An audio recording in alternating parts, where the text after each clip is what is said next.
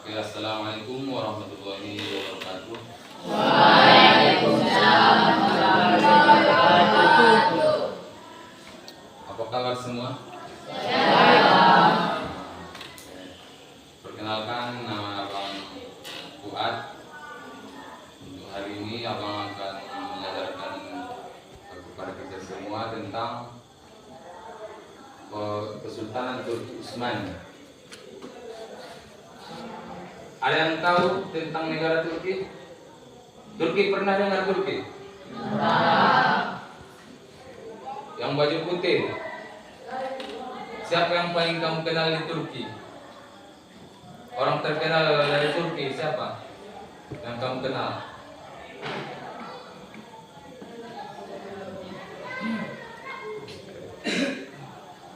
Ada yang kenal orang terkenal dari Turki? Arda Güler, kan orang Turki. Ada lagi?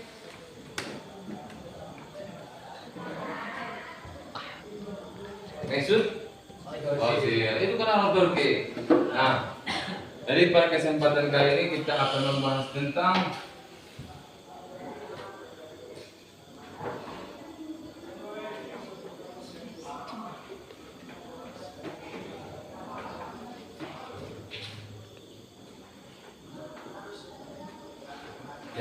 tentang Kesultanan Turki Utsmani.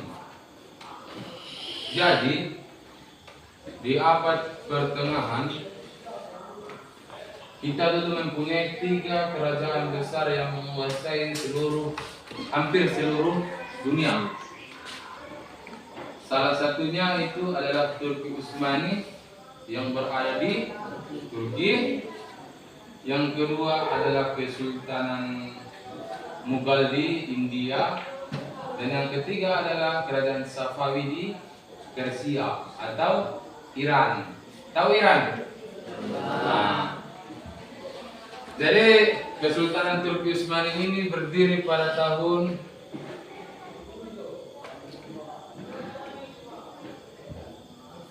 1290 Masehi. Kalian udah lahir? Jadi Kesultanan Turki Utsmani ini berdiri pada tahun 1290 Masehi. Jadi dulu Turki Utsmani ini adalah salah satu kekuatan terbesar Islam. Waktu Turki Utsmani berdiri tidak ada yang berani mengganggu umat Islam. Misalnya di Palestina kan, waktu Turki Utsmani berdiri itu tidak ada yang berani. Karena apa? Karena kita masih mempunyai kekuatan yang begitu besar. Nah, siapa pendirinya? Ada yang tahu? Turki Utsmani. Siapa pendirinya? Siapa tayangnya Utsman? Oke. Jadi pendiri dari Turki Utsmani ini adalah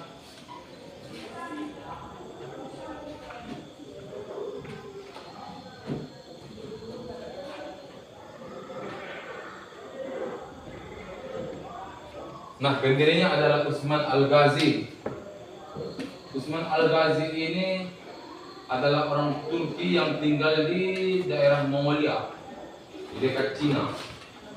Jadi dulu di awal-awal abad pertengahan, abad pertengahan itu jangan kira hidup nyaman seperti ini. Dulu orang berperang, saling bunuh untuk memperebutkan wilayah. Dan kita untuk memperoleh wilayah, misalnya kita ambil Malaysia gitu. Jadi mereka lari ke Mongolia, tinggal di daratan Mongol karena diserang oleh bangsa Romawi, orang-orang Italia. Nah, jadi ketika dulu setelah mereka tinggal di daerah Mongolia, mereka dijajah lagi oleh orang-orang Mongol. Nah, mereka tinggal di daratan Cina kan. Jadi setelah itu mereka diserang lagi oleh bangsa Mongol. Nah, kalau kita diserang kan yang paling pertama kita pikirkan itu lari. Misalnya ada kalian cuma 50 orang misalnya, datang 1.000 orang untuk memerangi kalian. Bertahan atau lari? Lari kan? Nah, jadi mereka lari lah. Nah, jadi pemimpin sukunya itu adalah kakek dari Utsman Al-Ghazi. Nah, jadi larilah mereka sampai ke Sungai Tibet. Ada namanya Sungai Tibet. Nah, jadi pas mereka sampai di Sungai Tibet, kakek dari Utsman Al-Ghazi ini hanyut, tenggelam, meninggal dan kemudian dikuburkan di dekat Sungai Tibet. Jadi kan ayahnya pemimpin suku, otomatis anaknya menjadi pemimpin. Jadi ayahnya Utsman Al-Ghazi ini namanya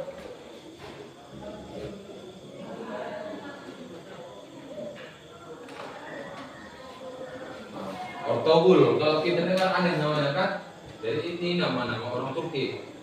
Jadi ayahnya melanjutkan keinginan ayahnya untuk pergi ke daerah Turki. Nah, ada yang tahu nama Turki apa dulu? Kalau ada yang tahu, orang kasih ini apa, reward, hadiah. Ada yang tahu? Tidak ada. 20.000 lumayan ini. Nah,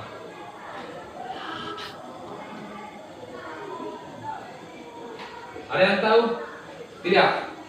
Nama daerah Turki itu namanya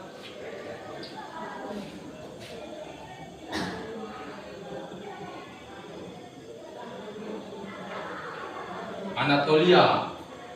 Dulu Turki itu namanya bukan negara Turki, tapi Anatolia. Daratan, kalau di peta, kalau kalian baca di peta, namanya itu Asia Kecil, karena letak wilayahnya itu besar. Nah, jadi Ortogul pergilah dia ke Anatolia atau Turki sekarang. Nah, jadi namanya kita perantau harus senantiasa berbuat baik kepada tuan rumah. Kalian kan datang ke pesantren ini bukan asli sini, otomatis kan kalau kalian keluar ke jalan pasti bersikap baik sama orang dalalin yang sini, kan begitu. Nah, jadi Ortogul ini pun bersikap baik saat itu kepada Raja Dinasti Saljuk, salah satu kesultanan yang ada di Turki. Dia bersikap baik, sehingga ketika dia meminta sebidang tanah untuk dijadikan tempat tinggal bagi sukunya, nama sukunya ingat, suku Kai.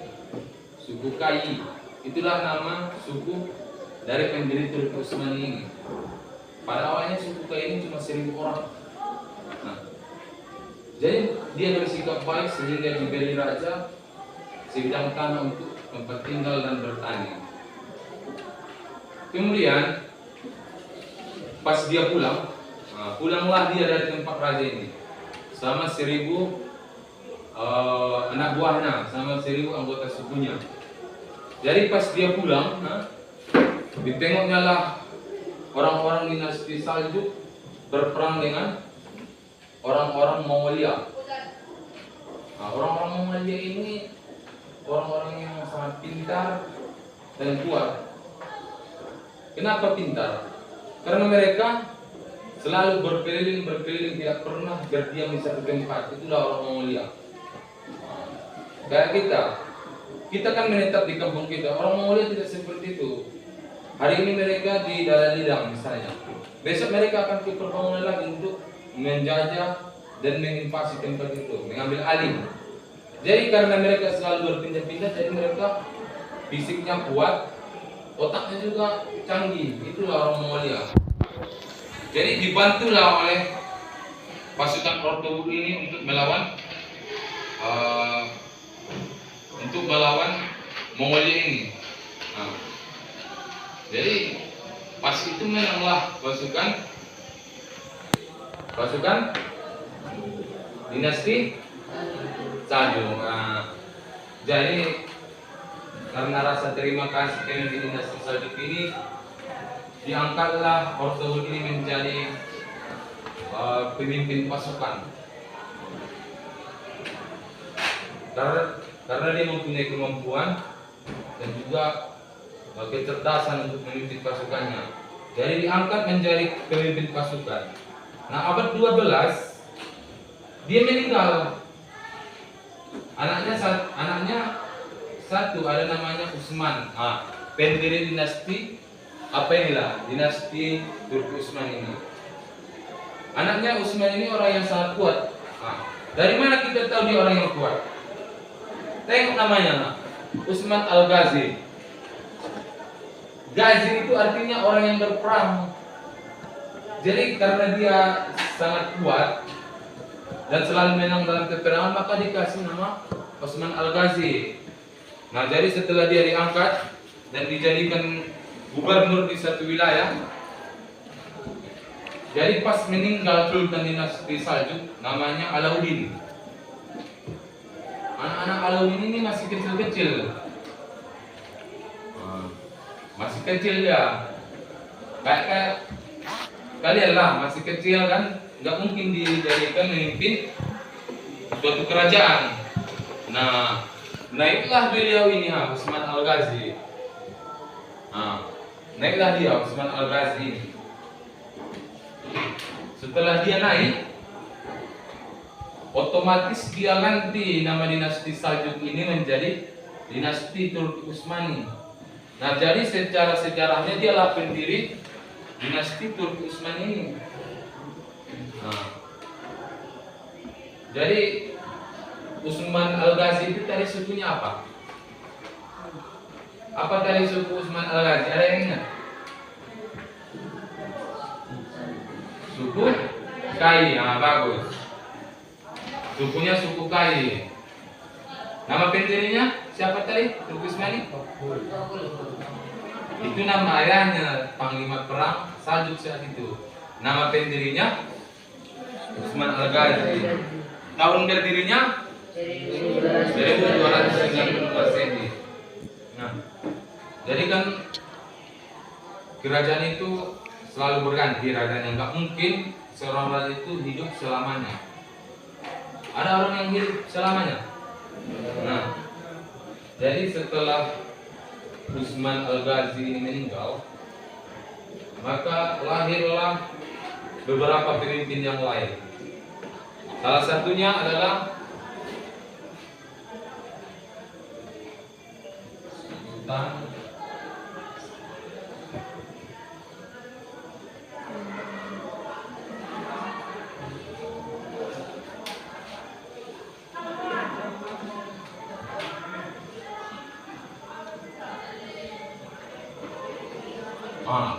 salah satunya adalah Sultan Muhammad Al-Fatih.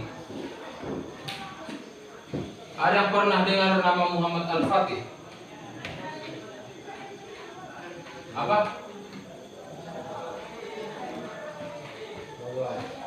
Tidak tahu. Jadi Sultan Muhammad Al-Fatih ini adalah salah satu raja paling hebat dalam sejarah peradaban dunia. Di umur 21 tahun,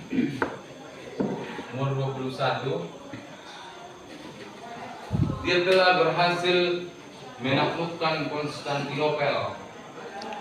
Konstantinopel pernah dengar kan? Konstantinopel, kalau ada tahu semua Konstantinopel ini mulai dari zaman Rasulullah hidup. Nabi udah pernah bilang itu Konstantinopel itu akan dikuasai oleh umat Islam. Konstantinopel itu dulu adalah pusat Kristen. Pusat Kristen Timur. Kristen ini ada dua, Kristen Barat dan Timur. Kalau Barat pemimpinnya Paus. Pernah dengar nama Paus Paulus? Nah, itu adalah pemimpin gereja Barat. Kalau ada nama Pausnya, itu adalah nama pemimpin gereja Barat. Kalau gereja Timur, nama pemimpinnya itu adalah Patrick. Patrick. Bukan kartun SpongeBob. Jadi nama pemimpin gereja Timur itu Patrick, sampai sekarang masih ada. Salah satu pusatnya itu di Mesir, di Rusia. Jadi Muhammad Al-Fatih ini berhasil menaklukkan Konstantinopel pada saat umurnya 21 tahun. Jadi bayangkan, masih 21 tahun sudah berhasil menaklukkan salah satu kota yang dijanjikan Rasulullah untuk dikuasai umat Islam. Yang kedua ada namanya Sultan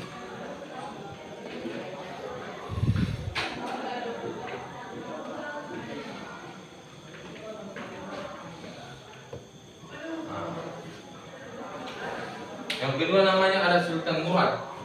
Ini masih di atas Muhammad Al-Fatih. Sultan Murad ini adalah seorang jenis perang.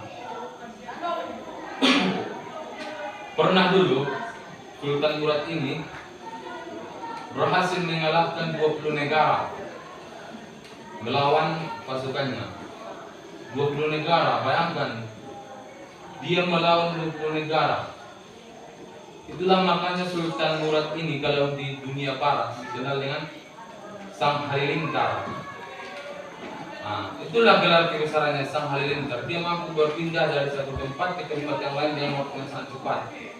Bukan kayak film Marvel, Flash kan? Bukan. Tapi karena kecanggihan tak kurangnya. Dan yang ketiga itu adalah Sultan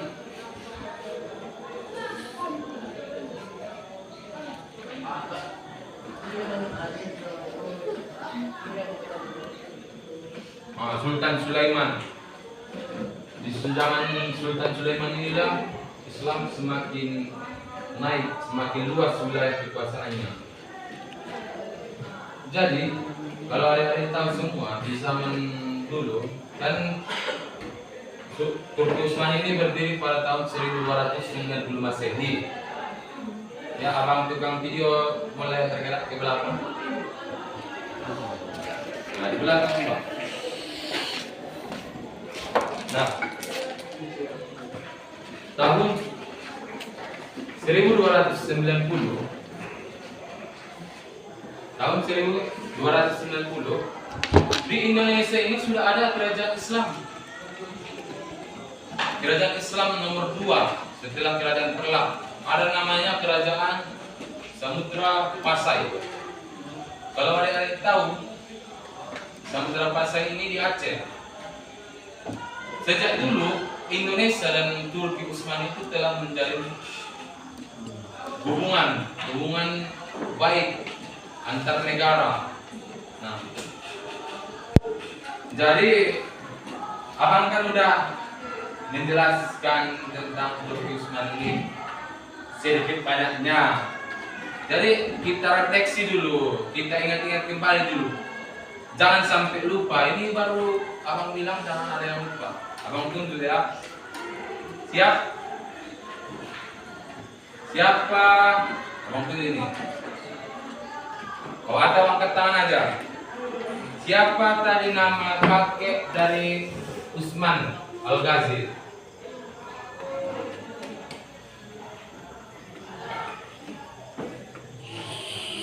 Jangan itu. Nama ayah. Oke, yang di belakang. Ortaul, bagus. Suku apa? Ini. Suku Kai. Nah, di daerah mana mereka tinggal sebelum pergi ke Turki? Di mana? Mongolia atau lebih tepatnya daratan Cina saat itu. Nah, jangan sampai lupa lagi. Karena sejarah itu penting bagi kita. Kalau kata Bung Karno, bangsa yang besar adalah bangsa yang tidak lupa akan jasa para pahlawan. Nah, dari lanjutnya. Sekarang kalian pernah dengar lagi tentang Turki Utsmani? Tidak kan? Tahun 1922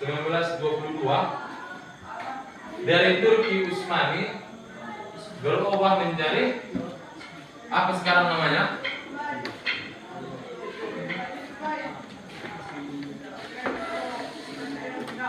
Turki. Sekarang kan namanya Turki. Berubah dari nama Kesultanan Turki Utsmani berubah menjadi negara demokrasi Turki. Nah, kenapa kita tidak pernah lagi mendengar tentang Turki Utsmani? Karena Turki Utsmani sejak tahun 1924 runtuh. Runtuh. Bayangkan, mulai dari 1290 sampai 1924, berapa tahun itu? Berapa? Hampir 600 tahun lebih. 600 tahun lebih. Bayangkan, kekuasaan yang dimulai dari awal sudah berdiri selama 600 tahun hancur begitu saja. Pasti ada penyebab dong, kan? Nah, menurut kalian penyebab rusaknya sesuatu itu dari mana yang lebih kuat? Dari dalam atau dari luar? Dari dalam, kan? Nah, makanya Turki Utsmani kalau di dunia barat, kalau di barat di Eropa sana, Turki Utsmani dikatakan runtuh pada tahun 1922. Tapi dalam sejarah yang sebenarnya Turki Utsmani hancur 1924. Nah, seperti yang kalian katakan tadi, penyebab kehancuran yang paling utama itu dari dalam. Siapa nama yang menghancurkan Turki Utsmani dari dalam? Itu yang penting bagi kita. Namanya Mustafa Kemal Atatürk. Mustafa Kemal. Mungkin ada pernah kita dengar nama Mustafa Kemal di sekeliling kita, kan? Tapi kalau kita bahas dari segi sejarah, nama Mustafa Kemal itu adalah nama orang yang mengubah Kesultanan Turki Utsmani dari yang berbasis Islam berubah menjadi negara sekuler. Sekuler itu bebas. Mau kalian pakai segini silahkan, mau perempuan nggak pakai jilbab silahkan. Nah, di zaman Mustafa Kemal ini pengkhianat lah bang bikin ya, lebih ingat.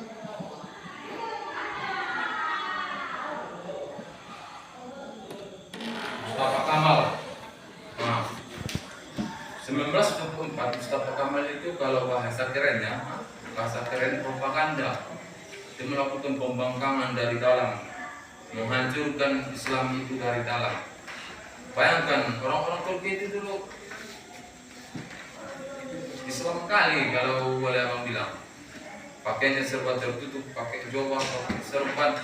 Tapi ketika Mustafa Kemal menghancurkan Turki Utsmani, azan nggak boleh. Kita kan azan waktu kalau di zamannya nggak boleh azan. Orang nggak boleh pakai jilbab. Tidak boleh pakai jilbab, baru tidak ada hukum-hukum Islam lagi di negara Turki saat itu. Semua serba bebas, memisahkan agama dan negara, dan agama pun kayak dilarang waktu itu. Tidak ada yang boleh azan. Kau azan, siap-siap. Kau pakai jilbab, siap-siap kau dihukum. Tapi setelah dia meninggal, Tuhan memperlihatkan laknat bagi orang-orang yang menghancurkan Islam.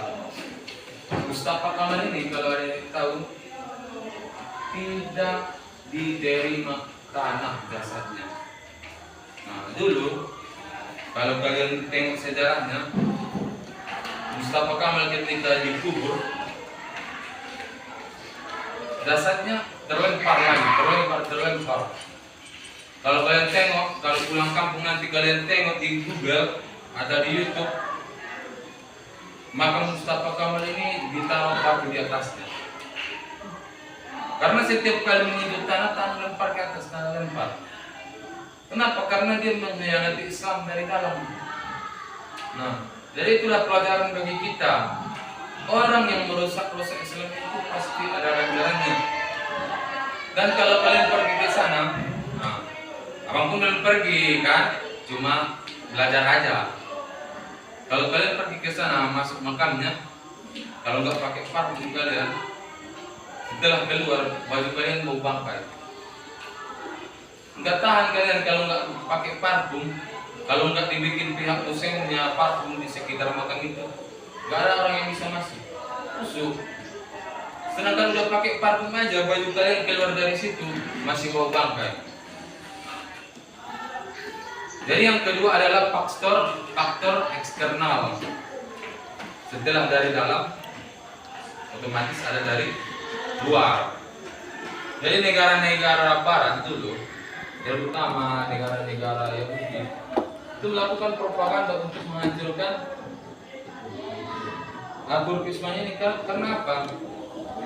Karena ketika Islam bersatu dalam satu pemimpin, bersatulah kita umat Islam ini. Enggak ada orang yang bisa melemahkan Islam ini. Nah, gitu. Nah, jadi sebelum kita akhiri pertemuan kali ini, jadi abang minta dulu satu orang yang bisa abang tanya atau menjelaskan apa yang abang bilang tadi. Nggak usah panjang-panjang. Sekedar mengetahui aja, kalian sekedar mengetahui aja. Nah, jangan nunggu, apapun dulu aku bayar kalau mau suruh nunggu. Pura-pura gini kan biar nggak nampak. Abang pun dulu gitu ya itu waktu sekolah di sini. Jadi nggak usahlah ditunjuk, entah adik malu nanti kan. Jadi siapa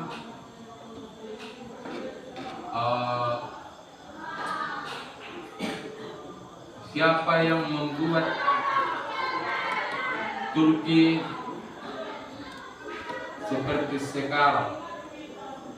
Maksudnya berubah menjadi dari negara Islam berubah menjadi negara sekuler atau bebas. Mustafa Kamal, angkat tangan. Mustafa Kamal.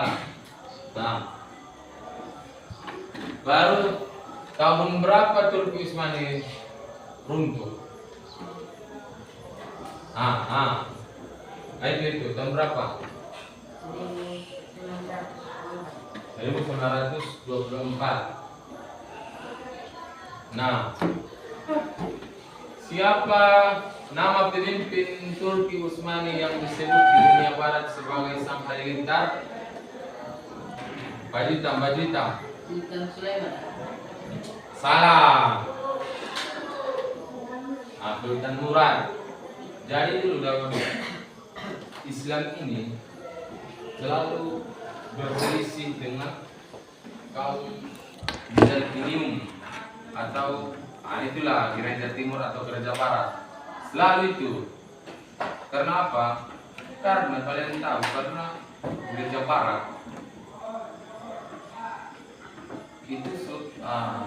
itu misi mereka 3. Gospel God, Tuhan, emas, dan kekuasaan. Jadi mereka ingin kekuasaan, mereka ingin kekayaan, dan mereka ingin menyebarkan agama. Jadi itulah dulu makanya datang Portugal ke Indonesia. Nah, sebelum Belanda ada dulu namanya Portugal. Tahun 1500 mereka datang menjajah ke Indonesia.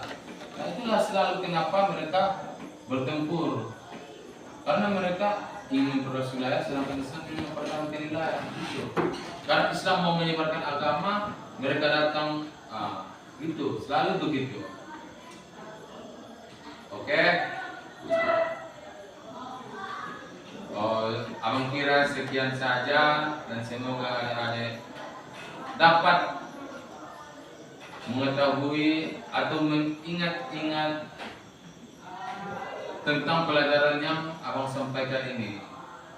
Karena apa? Karena di dunia ini tidak ada hal yang baru, kecuali caranya aja yang berbeda. Gitu.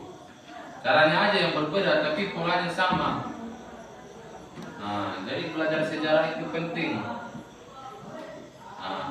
Abang kira cukup sekian dan semoga adik-adik selalu dalam keadaan sehat walafiat dan menjadi orang-orang yang berguna bagi nusa dan bangsa. Sekian abang ini dengan ucapan salam. Assalamualaikum